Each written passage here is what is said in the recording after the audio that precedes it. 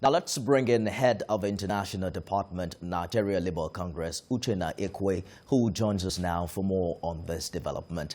Thanks for joining us on TVC News at 7. Good evening. In clear terms, what does Labour seek to achieve in its ongoing dialogue with the federal government? Yeah, I listened a bit to the sound bite you gave earlier. After the last increase, when we issued a warning for strike, the government called for dialogue on the twin issues of the petroleum pricing and the electricity tariff. And the focus is, as captured in that memorandum of understanding, which is a reflection of NLC demand on the issues of petroleum pricing since the days of IBB. NLC have consistently insisted that Nigeria should refine its product locally and stop importing refined products. That if this happens, not only will it create jobs, it will eliminate some of the costs of the price, which is import driven and associated. For example, charges that is based on the exchange rate, demurrage, and all such charges that build up to increase the cost.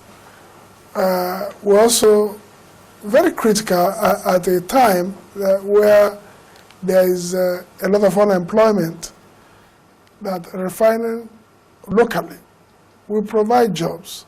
I get your point, Mr. Ekwe. If I can jump in very quickly, one of the issues that both parties agreed on the last time was fixing existing refineries as well as creating an enabling environment for new ones. Don't you think that these are issues that have long-term impact on the price that Nigerians exchange for fuel? Yeah, because we are looking at having a long-term solution and a realistic solution.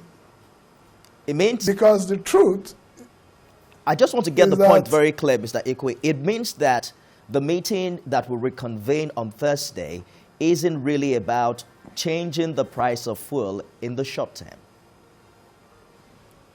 No, first, for the meeting to even start to make sense, is that first we must return to the status